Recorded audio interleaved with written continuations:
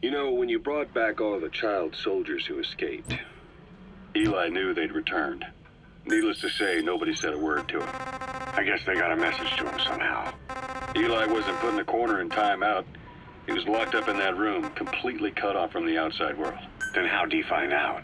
There's only one possibility I can think of. The Soviet Union has been researching military applications for psi phenomena. Psi? Things like psychokinesis and ESP, extrasensory perception. You mean moving objects without touching them? Knowing what cards somebody's holding up? Psychic powers? Come on. I thought that was just another bunch of disinformation aimed at the West. Just bear with me a second. One type of ESP is telepathy. It's the ability to know another person's thoughts through nonverbal means. You're saying Eli read our minds? It's the only idea that doesn't involve someone getting to him. Ocelot. Look, psi research isn't some hocus pocus. It's all evidence-based, scientific... There's got to be another explanation. Maybe one of the kids stuck a note to your back.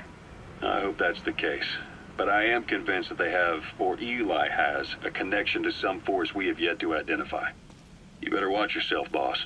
How am I supposed to do that? If he is depending on something for help, well, that's his Achilles heel.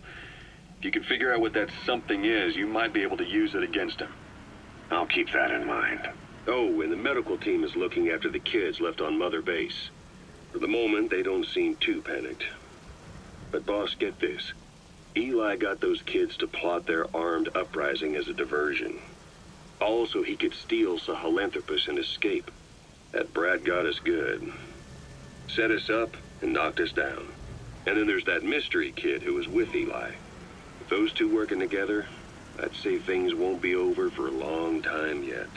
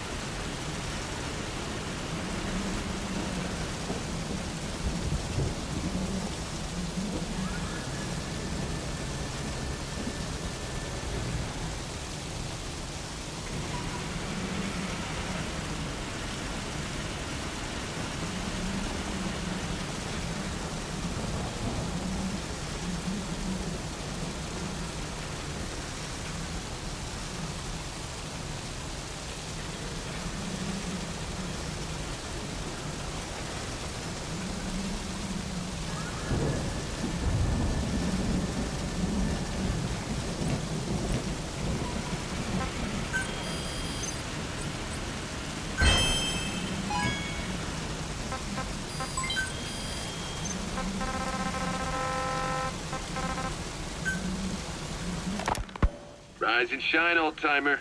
It is complete. I had our best and brightest working overtime, fine-tuning the greatest burger the world has ever known. I call it the Chemical Burger. What on earth is that color? Now, don't judge a burger by its color. Go on, try it. I am not very hungry. What? Oh, I get it. Now, sure, it's loaded with additives, but each one's been approved by the WHO for human consumption. Come on, one little bite's not gonna kill you. Are you sure of that? Fine.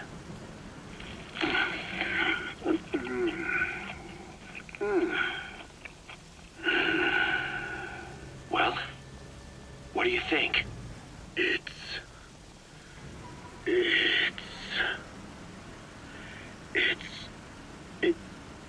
It's perfect.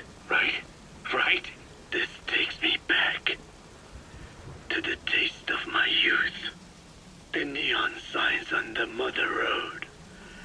Oh, I can see them now. So, what do you think of our signs now? And it doesn't just taste great. You won't believe how cheap it is to make. And because it's pumped up with preservatives, it won't spoil easily in regions lacking refrigerated storage or transportation infrastructure. This bad boy could even solve Africa's hunger problem. Excuse me?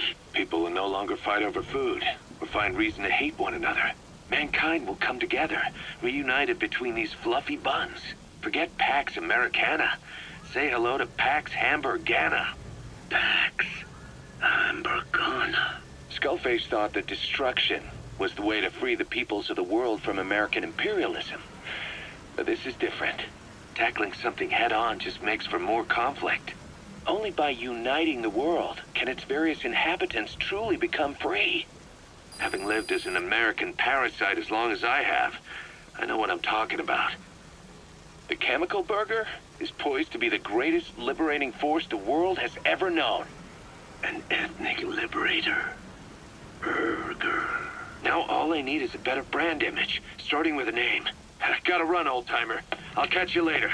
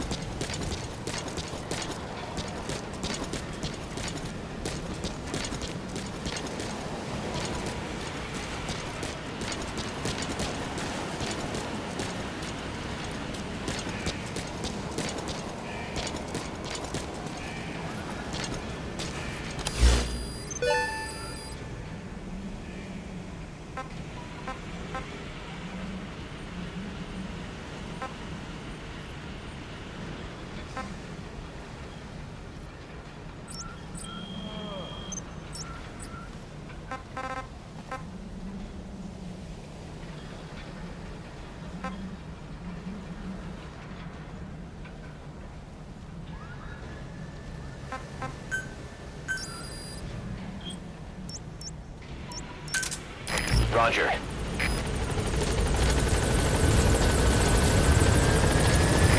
This is Speed Quad. Arriving shortly at LZ.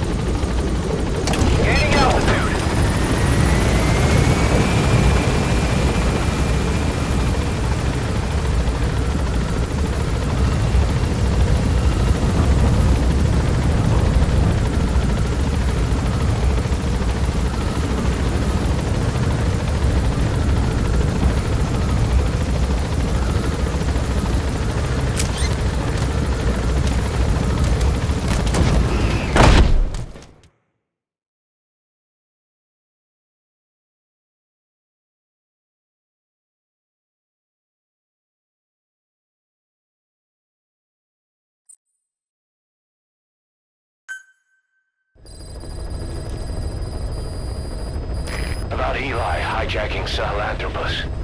We know how he got it moving. It was Emmerich. He used the kids in the staff living quarters to carry out his repairs. We got the details on tape. You're gonna want to hear this.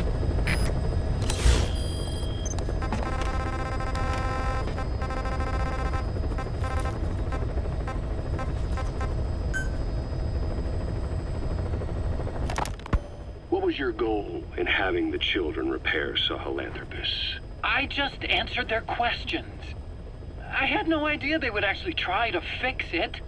I mean, can you imagine a child piloting it? Oh, sure, easily. It wouldn't work. I bet it's just like riding a bike. I said it didn't work. Who did you try? I didn't.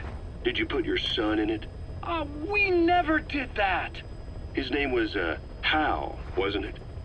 I thought you said you never saw his face. But you made him pilot Sahelanthropus. You used him in your experiments. He wanted to get in. It was such a short time we had. So he was with you. We were happy. You're still happy now. Changing your lies to suit the listener and getting by slipping through the cracks. Building layer upon layer of convenient stories until nothing means anything to you anymore. You're happy all the time because you don't even notice you're doing it. Think hard. Who are you really? You're not a victim, and you're not the silent majority. You're a perpetrator and a petty hypocrite. The real world doesn't make you suffer. It's the other way around.